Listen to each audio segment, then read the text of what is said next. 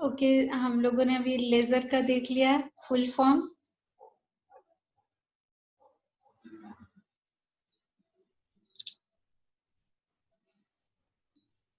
इसका theoretical development जो laser का किया उसने एल्बर्ट आइंस्टाइन ने ही किया 1917 में। In 1960 the first laser device was developed by TH Maiman. ठीक है, टीएच मैनमन ने किया था इस डिवाइस का डेवलपमेंट। स्टिमुलेटेड आपको बताए, स्पॉन्टेनियस बताए, स्टिमुलेटेड में बाहर से एनर्जी आ रहा है, देन वो आपका इमिट हो रहा है। तो ये जो प्रोसेस हम लोगों ने पढ़ा spontaneous and stimulated, according to this आपका दोनों में डिफरेंस होता है। स्पॉन्टेनियस इमिशन में देखिए ये एक्साइटेड स्टेट से नीचे आ रहा है तो एनर्जी इमिट हो रहा है E2 minus E1 that is H new.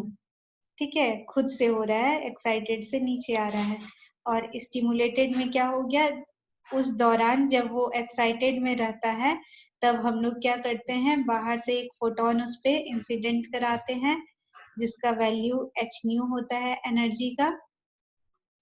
तो वो उसको ट्रिगर करता है, देन वो मेटास्टेबल स्टेट मतलब 10⁻³ सेकेंड तक के ऑर्डर में वो ऊपर रहता है, देन फिर वो ग्राउंड स्टेट में आ जाता है। तब जब ये ग्राउंड स्टेट में आता है तो ये सिमिलर जो फोटोन हम लोग इंसिडेंट कराए थे वो वैल्यू, वो एक निकलता है आपका फोटोन, और सेम वैल्यू का आइडेंटिकल एक और फोटोन निकलता है, मतलब दोनों का वैल्यू वही होता है E2 minus E1 that is H new, जो हम लोग बाहर से इसको प्रोवाइड कराए थे। तो कितना आपका स्टिमुलेटेड इमिशन में कितने फोटॉन्स बाहर आएंगे वो डिपेंड करता है कि number of atoms in excited state, किसी एक्साइटेड स्टेट में कितने नंबर ऑफ एटम्स है। क्योंकि कोई भी मेटल या कोई भी ऑब्जेक्ट आप कंसीडर करेंगे तो उसमें बहुत सारे एटम्स रहते हैं। अगर बहुत सारे एटम्स हैं तो एट ए टाइम जितने भी अगर एक्साइटेड स्टेट में है आप एक ही फोटोन सब में इंसिडेंट करा रहे हो, तो सब एक साथ अगर नीचे आएंगे तो सब क्या करेंगे, इस तरह से दो दो हर एटम दो दो फोटॉन्स बाहर निकालेगा, that means number of photons बहुत ज्यादा हो जाएगा। वो डिपेंड करेगा कि आपका कितना सारा एटम एक्साइटेड स्टेट में है जब आप फोटोन इंसिडेंट करा रहे हैं।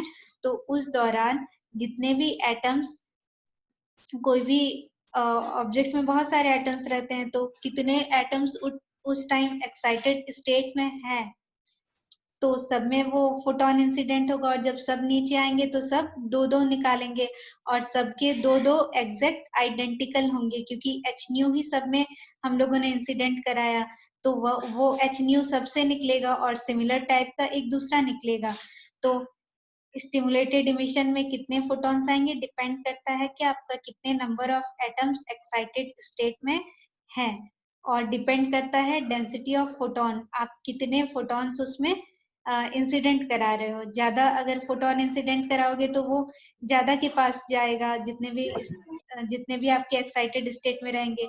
कम फोटोन आएगा तो वो कम के पास, क्योंकि एक फोटोन एक ही यूज एक ही एटम आपका यूज करेगा, वो आपका डिस्ट्रीब्यूट नहीं हो सकता क्योंकि ये in the form of packet या बंडल होता है, तो उसको हम हाफ हाफ डिवाइड नहीं कर सकते हैं, एक का यूज एक ही करेगा।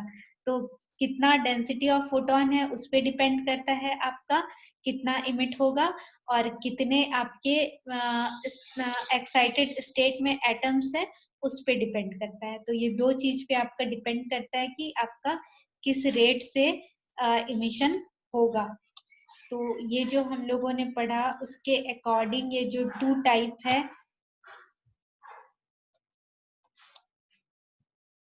स्पॉन्टेनियस एंड स्टिमुलेटेड इमिशन, उसके डिफरेंस ऐसे हैं। The spontaneous emission was postulates of boards, जो बोर्ड्स थ्योरी में दिया गया था ना कि हायर स्टेट में जाते हैं फिर लोअर स्टेट में आते हैं तो एनर्जी रेडिएट करते हैं, इमिट करते हैं, वो जो थ्योरी है वो स्पॉन्टेनियस इमिशन के लिए भी सही है। लेकिन आइंस्टाइन ने ये स्टिमुलेटेड इमिशन, उन्होंने ये थ्योरेटिकली ये कंसेप्ट दिया कि एट ए टाइम अगर हम लोग बाहर से जब वो मेटास्टेबल, जब वो अनस्टेबल स्टेट में है, एक्साइटेड स्टेट में है, तब हम लोग बाहर से फोटोन इंसिडेंट कराएंगे तो इस तरह का फेनोमेना होगा। वो थ्योरी दिया गया आइंस्टाइन के द्वारा। स्पॉन्टेनियस में आपको एडिशनल फोटॉन्स की जरूरत नहीं पड़ती है, ये अपना स्वतः होते रहता है। स्टिमुलेटेड में क्या होता है, आपको बाहर से एक एडिशनल फोटोन देना पड़ता है, तभी वो आपके 2 निकलते हैं। आपको बहुत चाहिए तो बहुत सारे फोटोन एडिशनल देने होंगे। स्पॉन्टेनियस में 1 photon is emitted in a spontaneous emission. Spontaneous में एक ही निकलेंगे और स्टिमुलेटेड में एक के 2 हो जाएंगे। The emitted radiation is polymonochromatic. Polymonochromatic मतलब आपके वो फुल्ली मोनोक्रोमेटिक नहीं होते। अब मे भी बाय चांस अगर बहुत सारे एटम्स के एक साथ निकलेंगे तो वो मोनोक्रोमेटिक हो सकते हैं, ठीक है, लेकिन जरूरी नहीं है कि सारे सारे के आपके फ्रीक्वेंसी, वेवलेंथ, फेज ये सेम हो, इसलिए इसको पॉलीमोनोक्रोमेटिक बोलते हैं। जबकि स्टिमुलेटेड इमिशन में जो रेडिएशन निकलता है वो फुल्ली आपका मोनोक्रोमेटिक रहता है, कोहेरेंट रहता है। स्पॉन्टेनियस में आपका इनकोहेरेंट रहता है और स्टिमुलेटेड एमिशन में कोहेरेंट रहता है जो एमिशन होता है। स्पॉन्टेनियस का लेस इंटेंस होगा क्योंकि इनकोहेरेंट होते हैं, मोनोक्रोमेटिक भी नहीं होते हैं, तो लेस इंटेंस होंगे क्योंकि सबका हायर वैल्यू और लोअर वैल्यू एक साथ मैच नहीं करता है, तो वो लेस इंटेंस होगा। जबकि स्टिमुलेटेड में सबके हायर लोअर सारे वैल्यूज जो है वो एक दूसरे से मैच करते हैं, तो इसलिए हम लोग इसको बोलते हैं high intense. The emitted radiation have less directionality. आपका डायरेक्शन मतलब यूनिडायरेक्शनल नहीं होगा। एग्जाम्पल है लाइट फ्रॉम सोडियम और मरकरी लैम्प। ये सब से लाइट निकलता है तो क्या होता है, एक ही डायरेक्शन में नहीं जाता, बिखर के जाता है, ठीक है, सब तरफ बिखरता है। जबकि लेजर जो जिस स्टिमुलेटेड इमिशन से जो लेजर बनता है वो यूनिडायरेक्शनल होता है, हाई डायरेक्शनलिटी, मतलब एक ही डायरेक्शन में वो जाता है। और इसका एग्जाम्पल है आपका laser source.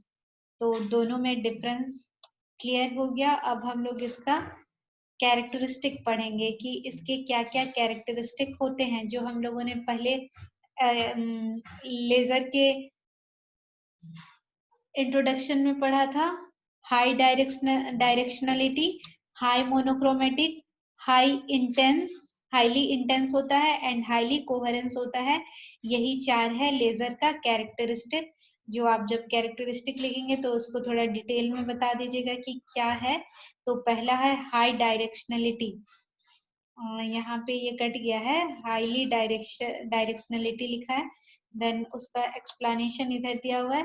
The light ray coming from ordinary light source travels in all direction. ये वाला आपका ऑर्डिनरी टॉर्च लाइट देखिए, ये एक डायरेक्शन में नहीं जाके ये पूरा सब डायरेक्शन में बिखर रहा है।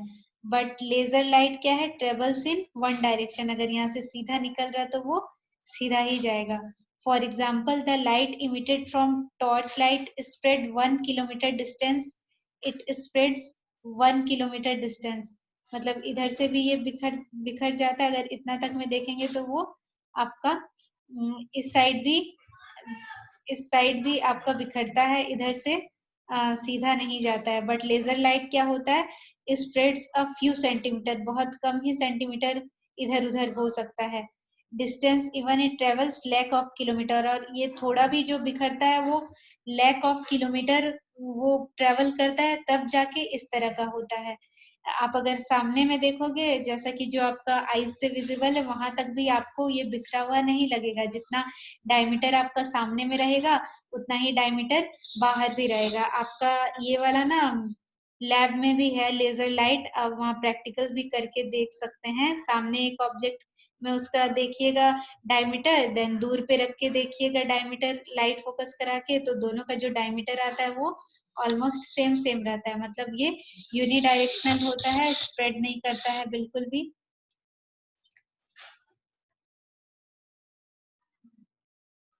Then highly monochromatic, monochromatic that means इसका frequency, wavelength, everything is same. पहले 25 स्टूडेंट थे, अभी 17 हो गए सब। हाफ क्लास करके चले जाते हैं, बस अटेंडेंस बनाने आते हो आप लोग। अभी आप लोग फिर से अपना रोल नंबर लिखिए, तो रोल नंबर एंड नेम। मैं जरा देखूंगी कि फर्स्ट में जो थे और अभी कितने लोग गायब हो गए। Then highly monochromatic. The laser light is more monochromatic than that of the conventional light source. ज्यादा monochromatic होता है. This may be due to the stimulated characteristic of laser. Laser light वो स्टिमुलेटेड इमिशन होता है, इस कारण से ये मोनोक्रोमेटिक होता है. The bandwidth of conventional monochromatic light source is 1000 angstrom. ये है आपका कन्वेंशनल लाइट का बैंड विड्थ. मतलब ये जो आपका बैंड बन रहा है ना, जैसे कि एक साथ आपके सारे वेव्स नहीं आते ना, साथ में सारे वेव्स नहीं आते हैं, कोई पहले आएगा कोई बाद में आएगा, तो सब क्या होता है आपका आउट ऑफ फेज रहता है. और आउट ऑफ फेज होने का क्या मतलब है कि सारे के मैक्सिमम और सारे के मिनिमम जो है एक साथ एक साथ उसके नहीं फॉल करते हैं, सब अलग अलग हो जाते हैं. तो इस कारण क्या होगा, आपका जो बैंड विड्थ बनेगा, अगर कंबाइन करोगे सारे सारे वेव जो आ रहे हैं उसको, तो उसका रिजल्टेंट वेव इस तरह का बनेगा. इसको आपको हम फिगर से समझाते हैं.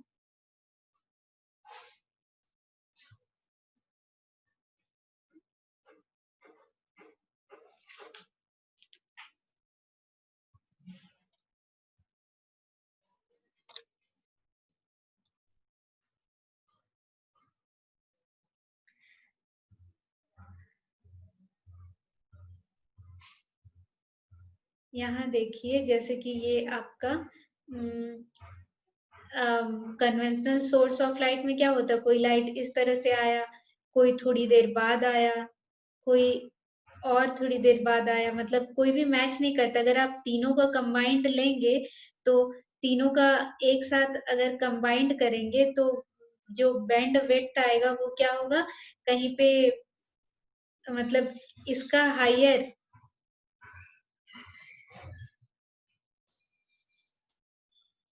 इसका मैक्सिमम वैल्यू यहाँ, इसका मैक्सिमम यहाँ, इसका मैक्सिमम यहाँ. एवरेज अगर हम लोग निकालेंगे तो क्या होगा, एवरेज कहीं बीच में आएगा, मतलब कि इस तरह से बनेगा, तो बैंड विड्थ क्या हो जाएगा, ज्यादा हो जाएगा. ठीक है, ये जो बैंड का विड्थ आ रहा है, मतलब हायर वैल्यू आपका जिस रेंज में आ रहा है, वो रेंज का वैल्यू, वो विड्थ आपका बढ़ जाएगा. लेकिन जो लेजर लाइट होता है, उसमें क्या होता है, सारे आपके मोनोक्रोमेटिक और इन मोनोक्रोमेटिक एंड कोहेरेंट रहते हैं, मतलब सारे मैक्सिमम एक साथ पढ़ेंगे, और सारे मैक्सिमम एक साथ पढ़ते हैं तो रिजल्टेंट में क्या होता है, दो वेव अगर एक साथ इंटरफेयर करते हैं, तो रिजल्टेंट में क्या होता है, दोनों वेव के लिए एम्पलीट्यूड रिजल्टेंट का y is equal to y1 plus y2 होता है. पढ़े हो फर्स्ट सेमेस्टर में साउंड चैप्टर में इंटरफेरेंस, वेव्स का इंटरफेरेंस. अगर इसका एम्पलीट्यूड y1 है, इसका एम्पलीट्यूड y2 है, तो जो रिजल्टेंट वेव आपका बनेगा, वो उसका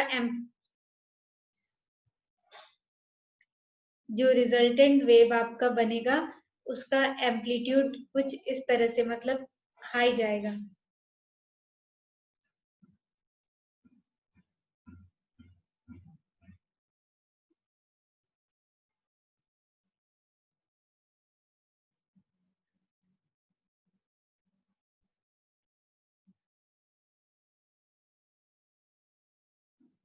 मतलब इनिशियल वेव आपका दो वेव था इस तरह से, दो वेव था जो आ रहे थे, दोनों जब कंबाइंड हो गए, तो कंबाइंड होने के बाद क्या हो गया, इसका y1 इसका y2, कम इसका एम्पलीट्यूड हो जाएगा y1 प्लस y2. मतलब इसमें क्या हो गया, आपका जो बैंड विड्थ था वो कम हो गया. हायर एम्पलीट्यूड दोनों का मैच कर देंगे, ठीक है, एम्पलीट्यूड दोनों का मैच हो जाएगा, लेकिन ये जो विड्थ है ना, इसका जो टाइम पीरियड है वो तो सेम है. इसका जितना टाइम पीरियड है यहाँ जितना है, इसके हायर के लिए टाइम यहाँ भी उतना ही है, यहाँ भी उतना ही है, लेकिन ये जो इसका लेंथ है ना, वो ऊपर बढ़ गया एम्पलीट्यूड. तो क्या हो जाएगा इसमें आपका, इस तरह से वेव बनेगा। मतलब इसमें आपका हाईली मोनोक्रोमेटिक होंगे, इसके एम्पलीट्यूड हाई होंगे, bandwidth of laser light source. और ये हो गया आपका कन्वेंशनल सोर्स का, जो आप लोग साउंड चैप्टर में आप लोग पढ़े थे ये सब वेव का, सुपरपोजिशन ऑफ वेव।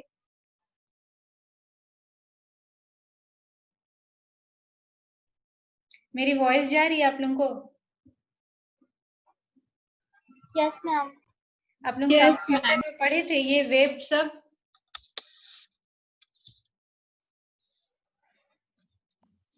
नहीं पढ़े थे? No ma'am. मैम ये वाला नहीं पढ़े थे, वाई वाला करके। तो स्टेशनरी वेव पढ़े थे ना? Yes ma'am. Yes ma'am. हाँ, तो वो जो सुपरपोजिशन होता है ना, कोई भी वेव, जो दो वेव मिलते हैं वो तीन तरह से मिलते हैं। एक तो आपका जो स्टेशनरी वेव फॉर्म तब होता है जब आपके दो वेव सेम फ्रीक्वेंसी एम्पलीट्यूड के होंगे बट ऑपोजिट डायरेक्शन से आते हैं। जब वही वेव एक ही डायरेक्शन से आते हैं तब आपका क्या होता है, इंटरफेरेंस होता है, और उस केस में आपका जो एम्पलीट्यूड होता है वो हाई जाता है। आपका जब दो वेव ऑपोजिट डायरेक्शन में आ रहे थे तो आपका स्टैंडिंग वेव बन रहा था, ठीक है, मतलब कि कोई मूवमेंट नहीं हो रहा था, सीधा वेव बन रहा था, ठीक है। एक ऊपर था एक नीचे था, तो दोनों एक दूसरे को कैंसिल कर रहे थे तो सीधा बन रहा था।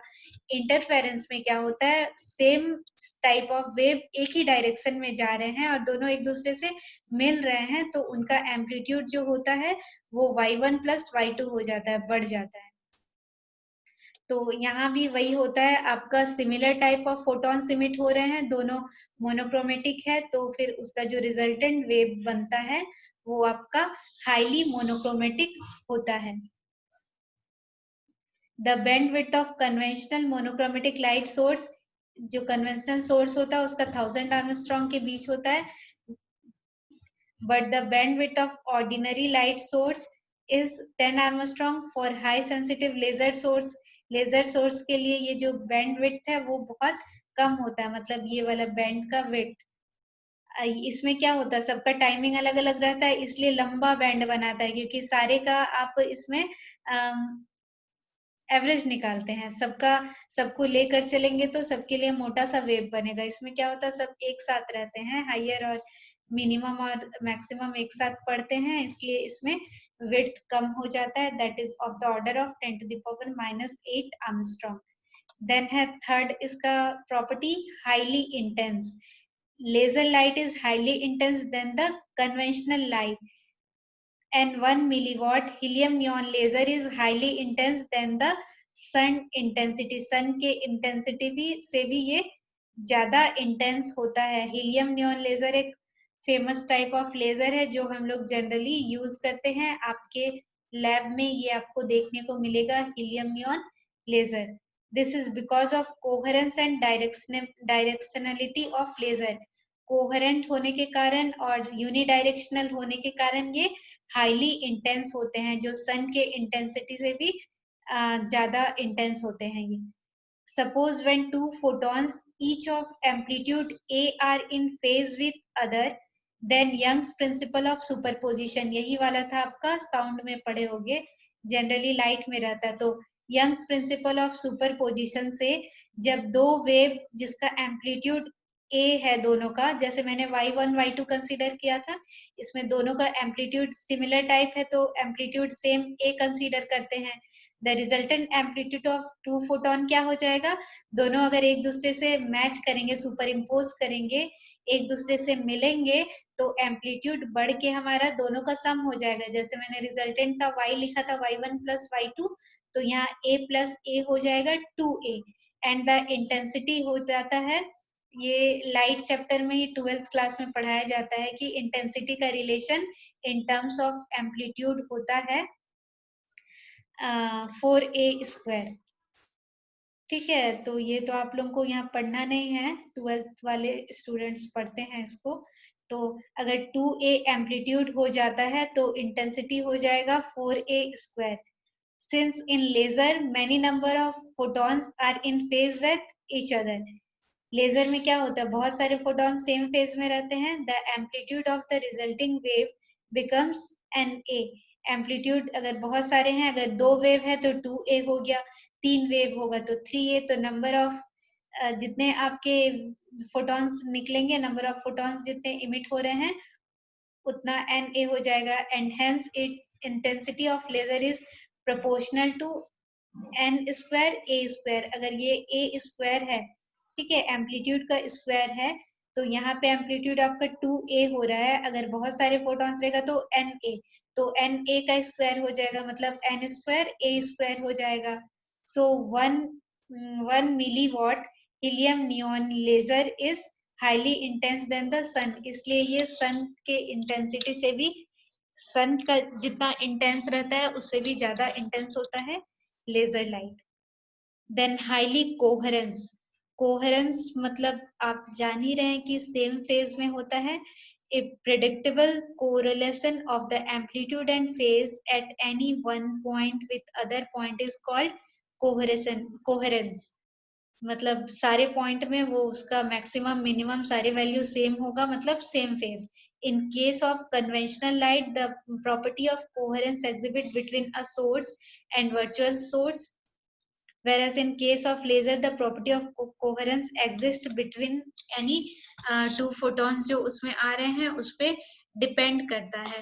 तो कोहेरेंस जो होता है जनरली वो क्या होता है, जैसे आपके ये 2 लाइट है, एक वेव गया, ये एक वेव गया जो आपका साइन वेव है, और अगर आप कॉस वेव बनाते हैं तो क्या होता है, इसका ये 0 वैल्यू है, यहाँ पे 90 डिग्री आता है, यहाँ 180 आता है. तो अगर ये यहाँ पे 0 डिग्री है तो कॉस का स्टार्टिंग कितना होता है, कॉस 0 डिग्री 1 होता है, 1 यहाँ से शुरू होगा, ठीक है. तो ये इसका 0 आया है इसके 90 के पास, तो इसको हम लोग बोलेंगे 90 डिग्री आउट ऑफ फेज. अगर इसी को हम लोग रिवर्स अगर कर देते हैं,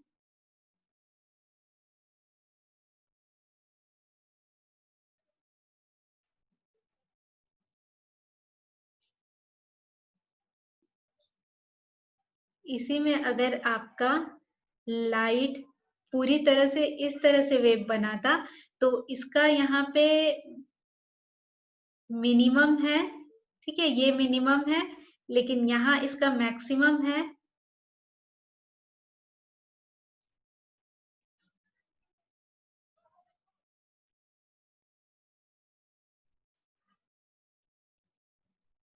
यहाँ जो वेव आपका बन रहा है, सपोज ये आपका इस तरह से जा रहा है, मतलब इसका जब पॉजिटिव मैक्सिमम है इसका नेगेटिव मैक्सिमम है, इसका जब नेगेटिव मैक्सिमम है इसका पॉजिटिव मैक्सिमम है. ये हो गया 180 डिग्री आउट ऑफ फेज. मतलब कितना वो एक दूसरे से आगे पीछे है उस पे हम लोग को पता चलता है कि कौन सा आपका कितने फेज के डिफरेंस में है. अगर सब सेम में है तो फिर अगर सारे सेम है तो फिर वो आपका कोहेरेंट होता है. तो इतना आप लोगों को क्लियर है ये चारों प्रॉपर्टीज. अब हम लोग पढ़ेंगे इसका एप्लीकेशन, कहाँ हम लोग इसको अप्लाई कर सकते हैं. एप्लीकेशन ऑफ लेजर्स देखिए, कम्युनिकेशन में होता है, कंप्यूटर में होता है, केमिस्ट्री में, फोटोग्राफी में, इंडस्ट्री में, मेडिसिन में, मिलिट्री में, साइंटिफिक रिसर्च में. तो फर्स्ट है आपका कम्युनिकेशन में. In case of optical communication, semiconductor laser diode are used as an optical source and its bandwidth is 10 to the power 14 Hz, is very high compared to the radio and microwave communication. Communication system में जैसे कि हम लोगों ने fibre optics पढ़ा था, fibre optics में हम लोग लेजर लाइट को यूज करते हैं. क्यों? क्योंकि ये जो लेजर लाइट है वो बहुत लार्ज डिस्टेंस तक जा सकता है, ठीक है. ये यूनिडायरेक्शनल होता है, बहुत लार्ज डिस्टेंस तक बिना कुछ डैमेज हुए जा सकता है. इसी प्रॉपर्टी के कारण इसको हम लोग कम्युनिकेशन में यूज करते हैं. सेमीकंडक्टर डायोड में यूज करते हैं, जो आपका लेजर डायोड रहता है उसमें हम लोग यूज करते हैं, फाइबर ऑप्टिक्स में यूज करते हैं, more channels can be sent simultaneously, बहुत सारे चैनल्स मतलब बहुत सारे फाइबर्स रहते हैं ना आपके एक वायर के अंदर में, तो एक साथ इसमें भेज सकते हैं। Signals can not be tapped, signal को इसमें कोई डैमेज नहीं होता है, जो वैल्यू आप भेज रहे हैं वही पहुंचता है। As the bandwidth is large, इसका बैंडविड्थ के कारण more data can be send, एक साथ हम लोग बहुत सारा वेव भेज सकते हैं, तो लार्जर डाटा हम लोग एक साथ भेज सकते हैं। A laser is highly directional and less divergence, एक ही डायरेक्शन में जाता है और इधर उधर बिखरता कम है।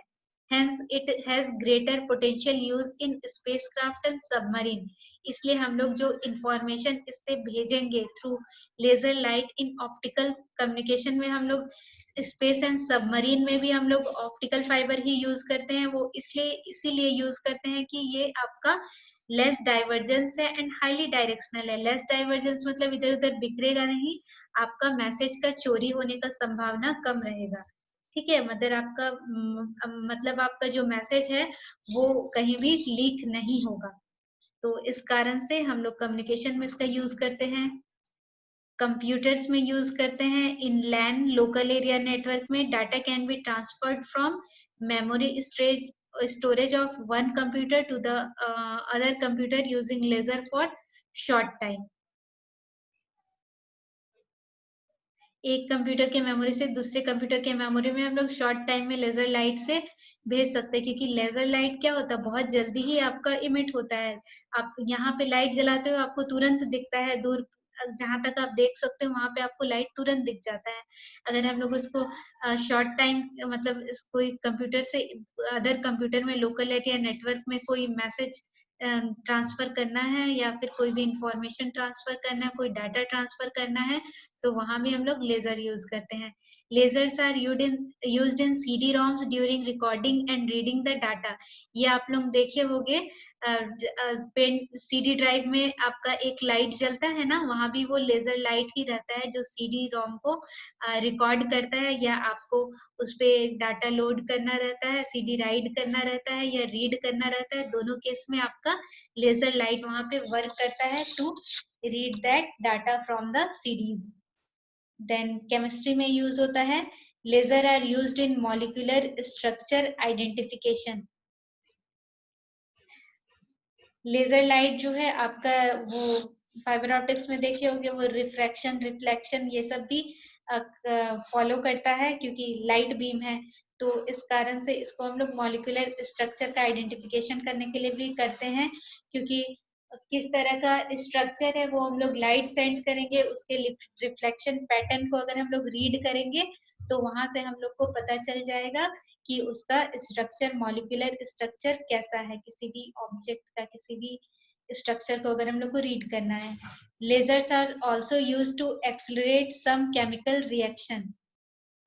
केमिकल रिएक्शन में भी एक्सेलरेशन के लिए केमिकल रिएक्शन में भी इसको यूज करते हैं, उसको बढ़ाने घटाने ऐसा एक्सेलरेटर के रूप में। Using laser new chemical compound can be created by breaking bond between atoms and molecule. ये हाईली इंटेंस होता है, इस कारण से उस इंटेंस के कारण हम लोग बॉन्डिंग को भी ब्रेक करने में यूज कर सकते हैं इन केमिस्ट्री। फोटोग्राफी में यूज करते हैं, laser can be use to get 3D lens. 3D lens के फोटोग्राफी में भी हम लोग लेजर लाइट को यूज करते हैं। Lasers are also used in the construction of hologram.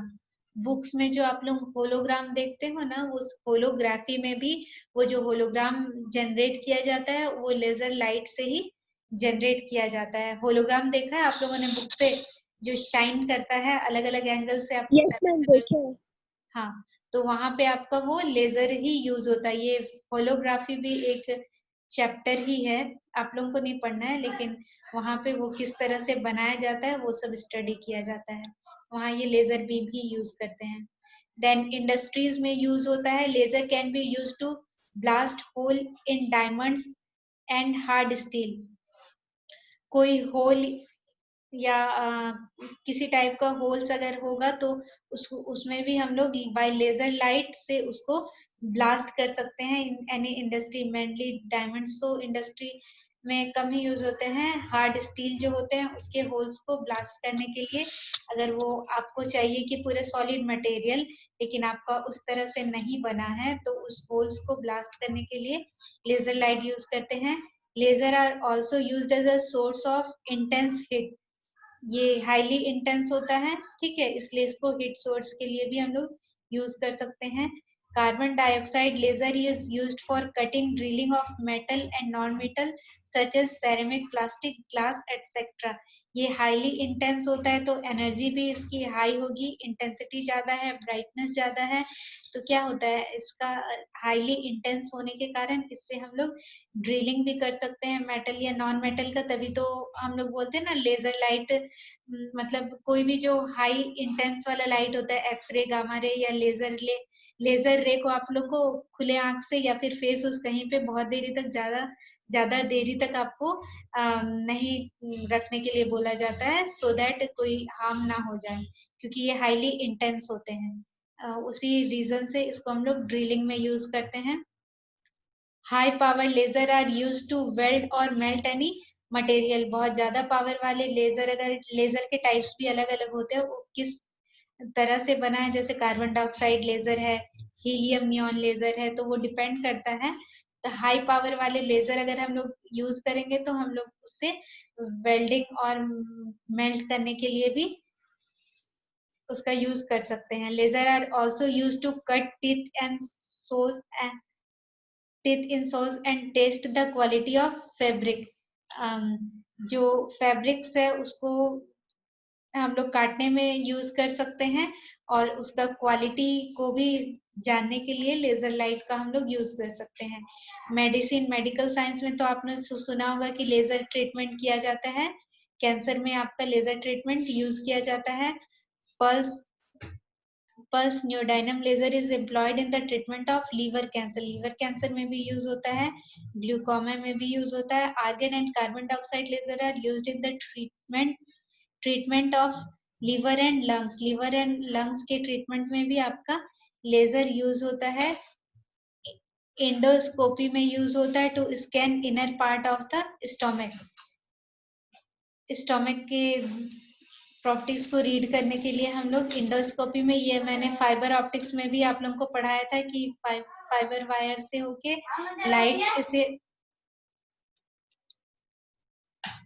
Fibre से होके लाइट हम लोग यहाँ से क्रॉस कराते हैं, तो वो जो लाइट आपका फॉल होता है उससे हम लोग इंडोस्कोपी के थ्रू भेजते हैं ना, तो वो आपका स्टोमक का पार्ट को रीड करता है। The laser used in the elimination of moles and tumours which are developing in the skin tissue. Skin में जितने भी बड़े बड़े टाइप के मोल्स या कोई भी ट्यूमर फॉर्म होता है, तो उसको भी हम लोग लेजर ट्रीटमेंट से ठीक कर सकते हैं। जिसको आप लोग मसा बोलते हो ना, जो बहुत बड़ा सा कहीं कहीं किसी के स्किन में रहता है, तो वो कम्प्लीटली लेजर ट्रीटमेंट से हटाया जा सकता है। देन हम लोग इसको यूज कर सकते हैं मिलिट्री में। Laser can be used as a war weapon. High energy laser are used to destroy the enemy aircrafts and missile. ये सबको भी डिस्ट्रॉय कर सकते हैं बाय हाई एनर्जी लेजर से। Laser can be used in the detection and ranking like radar. Radar में हम लोग क्या करते हैं, रडार से क्या करते हैं हम लोग, पोजीशन जान सकते हैं ना, एक जगह रह के भी दूर में क्या क्या हो रहा है, कहाँ पे कौन चीज एंट्री मार रहा है। कोई मतलब आप डिफेंस में, मिलिट्री में देखते हो ना कि रडार सिस्टम यूज किया जा सकता है कि आपके एरिया में अगर कोई बाहर से कुछ प्लेन, एयरक्राफ्ट, कोई भी मिसाइल वगैरह कुछ भी अगर छोड़ा जा रहा है, तो रडार उसको रीड कर लेता है। तो वहां भी लेजर से भी हम लोग वो डिटेक्शन का काम कर सकते हैं इन मिलिट्री में। देन साइंटिफिक रिसर्च में laser are used in the field of 3D photography. Laser को 3D फोटोग्राफी में यूज करते हैं। रिकंस्ट्रक्शन ऑफ होलोग्राम, कोई होलोग्राम को आपको फिर से बनाना है, उसका कॉपी करना है, तो वहां पे इसका यूज होता है। Laser are employed to create plasma. Plasma के जनरेशन में प्रोड्यूस सर्टेन केमिकल रिएक्शन में भी यूज होता है। स्ट्रक्चर ऑफ द मॉलिक्यूल को पता करने के लिए, जैसे रमन स्पेक्ट्रोस्कोपी एक फिजिक्स का ही आगे का ब्रांच है, उसमें रमन जो साइंटिस्ट थे उन्होंने लेजर लाइट का ही यूज किया था। Then laser are used in Michelson Morley experiment, ये भी फिजिक्स का ही एक एक्सपेरिमेंट है जिसमें लेजर लाइट से वो एक्सपेरिमेंट किया गया था. Then laser beam is used to confirm Doppler shift in frequency for moving object. Doppler effect अगर आप लोग पढ़े हो या नहीं पता नहीं, जनरली ये भी आपका 11th-12th में ही रहता है. Michelson Morley experiment, Doppler effect, ये सब 12th में रहते हैं.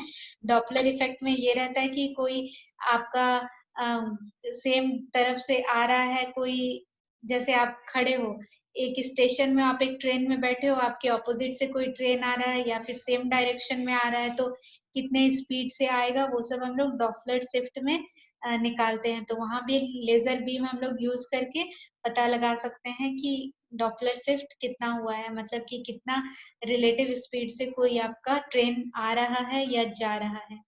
तो ये हो गया इसका एप्लीकेशन. तो आपको बस इस चैप्टर में इतना ही पढ़ना था, लेजर का इंट्रोडक्शन, प्रॉपर्टीज या कैरेक्टरिस्टिक जो भी है, देन इसका एप्लीकेशन, देन ये टॉपिक आपका कंप्लीट हो गया. किसी को कुछ पूछना है, कोई डाउट है? आपके निराली बुक में भी पॉइंट वाइज सबको अलग अलग दिया है और इधर में मैंने जो इधर दिखाया वो पॉइंट को डिस्कस करके दिया गया है.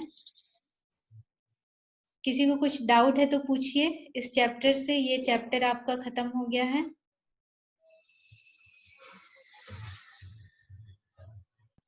मैम कोई डाउट नहीं है.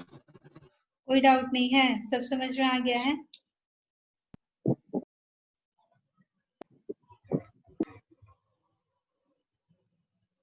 ओके देन हम लोग नेक्स्ट फिर न्यू चैप्टर, न्यू क्लास में न्यू चैप्टर स्टार्ट करेंगे.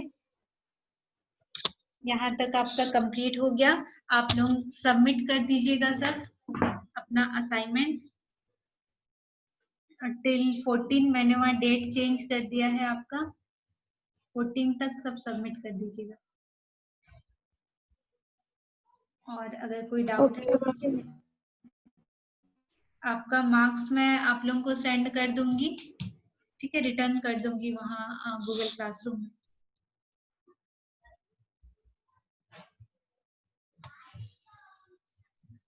Okay then next class on Monday. कल आपका हॉलीडे है, कल कोई भी क्लासेस नहीं है ना? नो मैम, शायद. हाँ कल हॉलीडे, कोई भी क्लास नहीं होंगे.